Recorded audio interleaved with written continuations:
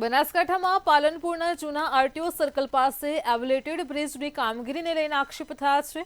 પુલના કામમાં ભ્રષ્ટાચાર થયો હોવાના આક્ષેપ કરવામાં આવ્યા તો 1 વર્ષ પહેલા અંદાજે 90 કરોડથી વધુના ખર્ચે આ પુલ બનાવવામાં આવ્યો છે। તો 1 વર્ષમાં જ પુલની કામગીરી હાથ ધરાતા લોકો ભ્રષ્ટાચારનો આક્ષેપ કરી રહ્યા છે। હાલ કામગીરીને લઈને વાહન વ્યવહાર પણ બંધ થયો છે તેમજ રિપેરિંગની કામગીરી 4-5 દિવસમાં પૂરી કરી બ્રિજને ફરીથી શરૂ કરવામાં આવશે।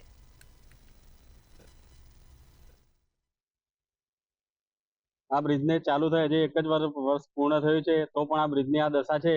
જ્યારે બ્રિજનું ઓપનિંગ હતું એ દિવસે પણ અહીંયા એક સ્લેબ તૂટી ગયો હતો અને 2 લોકો મૃત્યુ પામ્યા હતા। તો સરકારને નમ્ર વિનંતી કે સારી એવી એજન્સીને કામ આપે જેથી ભ્રષ્ટાચાર ના થાય। એના કારણે ઘણા લોકોના મૃત્યુ થવાની આશંકા છે અને આ બ્રિજનું પણ હજી કોઈ નક્કી નથી કે મોટી જાનહાનિ થાય। ગુજરાતમાં એવા ઘણા બ્રિજો આગળ તૂટ્યા છે જે મોટી જાનહાનિ થઈ છે। તો સરકારને નમ્ર વિનંતી કે જલ્દી રિપેરિંગ પૂર્ણ કરાવે। આ પુલના લીધે થઈને ગમે ત્યારે ભવિષ્યમાં નુકસાન થાય એવું લાગી રહ્યું છે। જો હાલથી 1 વર્ષ હજી બનાય, જો હાલથી આ કન્ડિશન હોય અને આવું થતું હોય તો ભવિષ્યનું કંઈક આનું નક્કી નહીં કહેવાય। જેટલું બને એટલું બેસ્ટ કરો। અને અગાઉ બી એક રિક્ષા નીચે જે ઓપનિંગ નહીં થયું હતું એના પહેલા રિક્ષા હતી આ પુલના નીચે પડી ગઈ હતી, ત્યારે એના પર એક બ્લોક પડેલો હતો। એ બ્લોકના લીધે થઈને 2 લોકોનું બી મોત થયેલું હતું।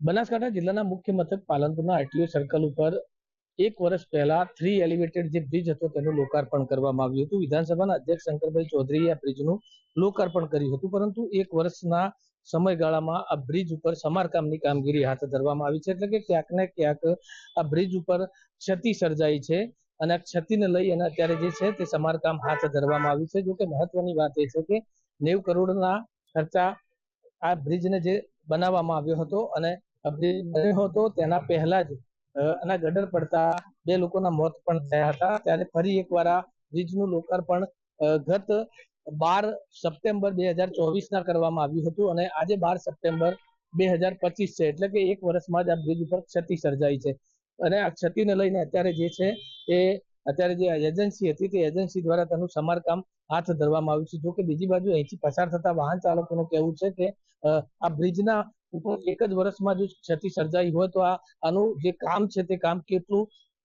મહત્તમ હશે તે એક સવાલ પણ અત્યારે તો ઉઠી રહ્યો છે। ત્યારે અત્યારે જે સ્થાનિકો છે તે સ્થાનિકો દ્વારા એક જ પ્રકારની માંગ કરવામાં આવી છે કે આ બનાસકાંઠા જિલ્લાનો સૌથી મોટો બ્રિજ છે અને અહીંથી હજારોની સંખ્યામાં વાહનો પસાર થતા હોય છે। ત્યારે આ બ્રિજનું જે સમારકામ છે તે સત્વરે વ્યવસ્થિત રીતે કરવામાં આવે જેથી કરી અને કોઈ પણ પ્રકારની કોઈ જાનહાનિ ના થાય અને લોકોના જીવ ના ખોવાય તેવી અત્યારે તો અહીંના જે સ્થાનિકો અને વાહન ચાલકો છે તે માંગ કરી રહ્યા છે।